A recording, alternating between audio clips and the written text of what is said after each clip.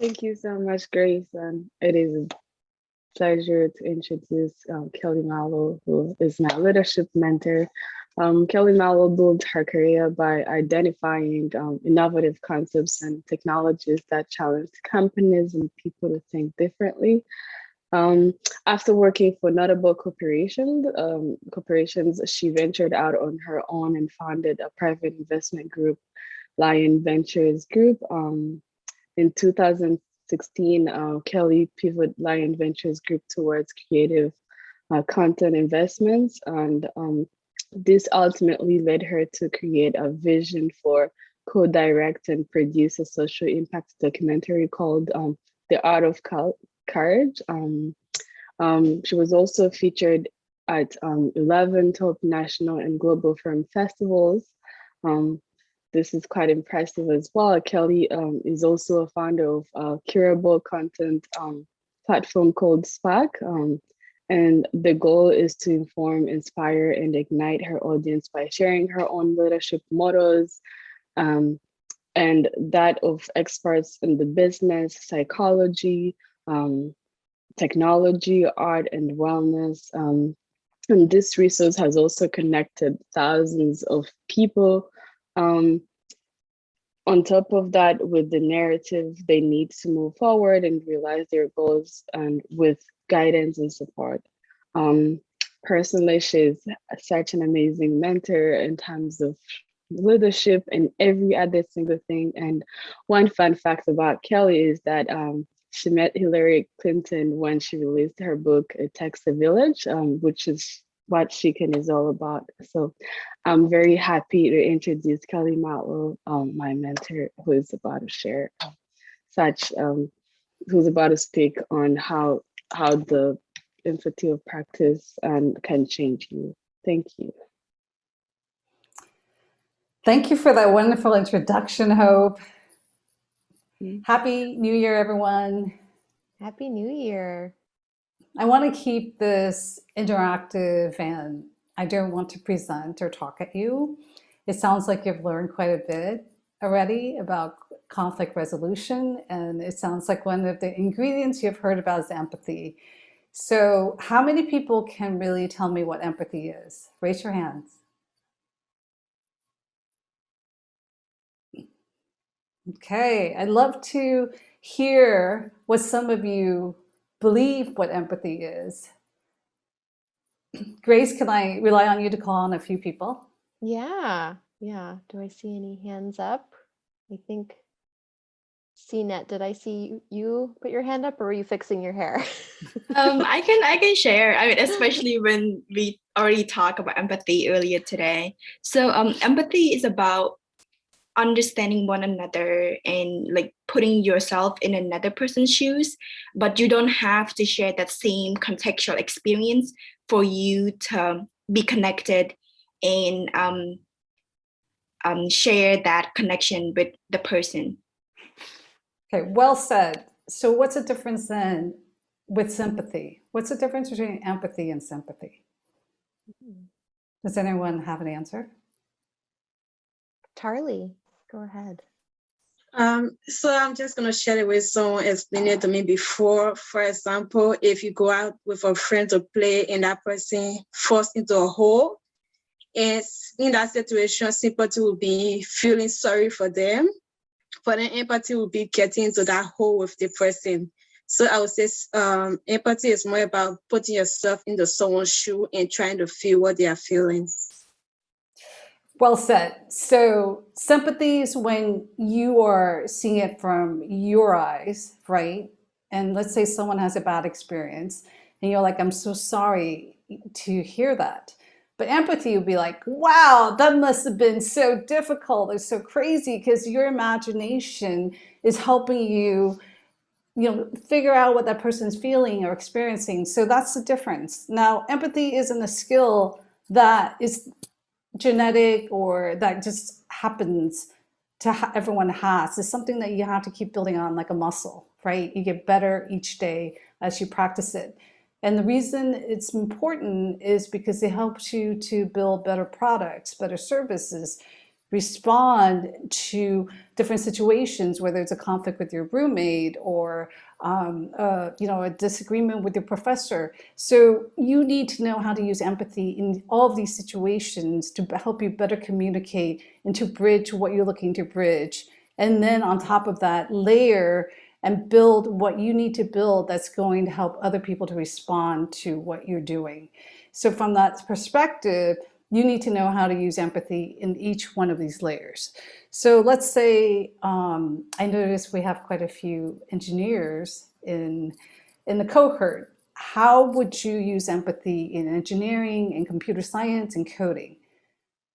I'd love to hear what your thoughts are on what that would look like. Anyone want to volunteer? Yeah, so Cheta, go ahead.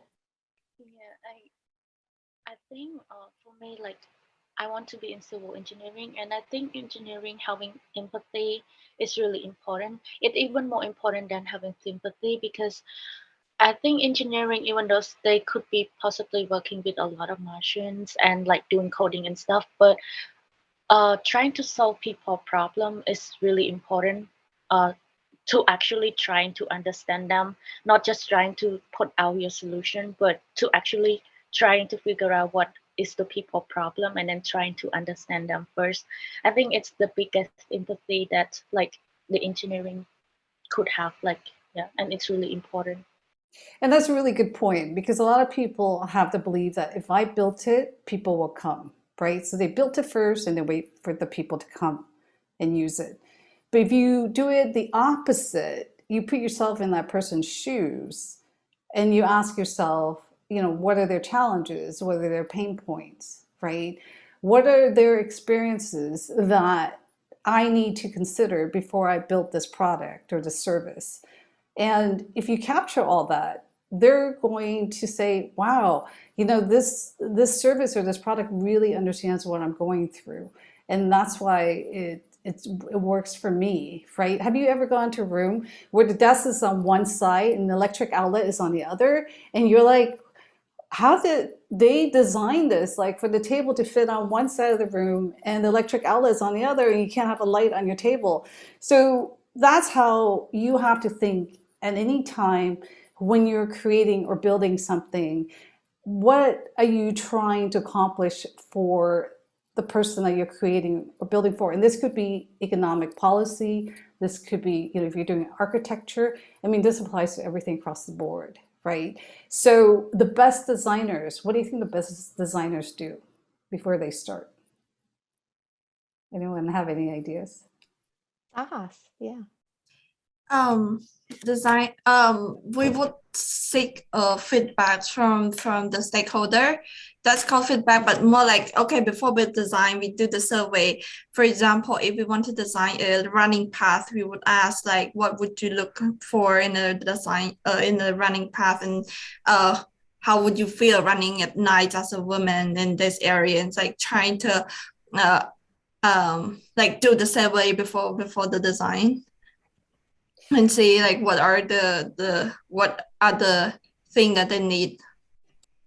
Yes. So the best design firms, they actually go into the space of the way the person is living or working, and they live through it, right? They experience it, they live through it, they really know what this person's going through. And they take notes, they take detailed notes of every little thing that's going on in that space. And they capture it, they take photographs, they take notes, and then they bring it back. And then they ask themselves, okay, given what this person's experiencing, how can we then build based on that? And that's the deepest empathy, right? You're going to that person's space and you're like, let's see how this person really lives, and let's see how this person really feels. So the best example I can give you is how it's transformed the healthcare industry here. I don't know if it's the same in your countries. You go to a doctor and they say, what are your symptoms? And you're like, oh, I have a cough, I have a fever. And then they give you medicine. They just prescribe medicine to you. But a lot of times you might be embarrassed. You might not want to really say what's really going on, right? There's something going on that's deeper, that's creating these symptoms that you're having, but you don't really want to share. So what this expert did from Berkeley was she took it into the healthcare field, and she showed the nurses and the doctors that if you dig a little deeper, you will get to the root of what's really creating the symptoms, the health issues. And you have to listen to the narrative very carefully, because before the doctors would say, okay, we only care about the symptoms. We only care about, why you're feeling bad, on the outside, what's showing. And that's all we're going to treat. But a lot of times there's that context, and there's many other things that are going on that you have to really understand and capture to really get to root of what's creating that challenge or concern. And that's where you're really getting deep into empathy, right? Because you're getting really down into what you can't see, but you have to find out and feel it for yourself as to what's going on. And that's what's transformed healthcare here today, because the doctors are now learning. We don't just ask you what's feeling bad. We want to really know what's going on with you, right? We want to hear what's going on at home, what's going on at work. We want to get that story so we can really understand that maybe there's something else that's causing this, and not just, what appears to be on the surface. So that's what's transformed, let's say, what's how healthcare is now being delivered to people. So that's how you also want to think about how you will apply it to your career, is what kind of change can you make, and how will you use empathy to get to that deeper story that you need to get to in order to create the change that you like to see or you like to make. So it's not on the surface, these questions are not on the surface. So what do you think it gets? How do you get to those deeper questions? What do you think it takes? Does anyone have any thoughts?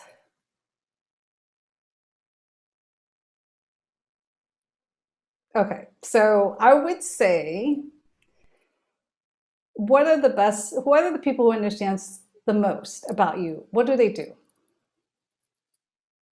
They ask you questions, right? They're super curious. They want to know more. They ask you to expand on what you're talking about, about you, about your experiences, and about what's happening. And on top of that, you need to have the imagination. The imagination helps to open up the curiosity even more. So if you are not sure how to step into somebody's shoes, you open up your imagination, right? And you ask yourself, what would I want to know? What would my imagination want to take me? And how would it want to take me? And I think empathy, I have to be honest, I am a very action-oriented person. So it wasn't that empathy just came to me. It was something that I had to really unfold layer by layer.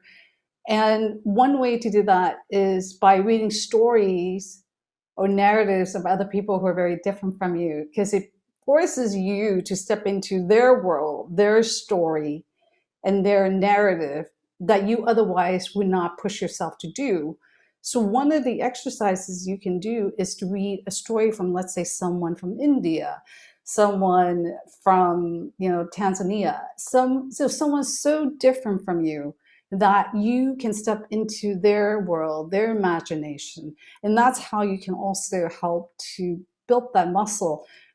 Because I think if you're high achieving, action oriented, you're more focused on like, how do I hit each milestone? And sometimes you have to take a step back and just, ask yourself, how does it feel to be in somebody else's shoes?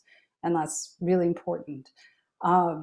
And there's something I noticed about the She Can community is I know you probably feel more comfortable being with the people that come from similar backgrounds than you, right? And it's harder to bridge with those who come from a different continent or different experiences. So you need to ask yourself, as a leader, how do you expand your experiences within She Can and really understand the experiences of those in your cohort that are from a different continent, and be able to step in their shoes, and feel their experiences and really understand where they're coming from.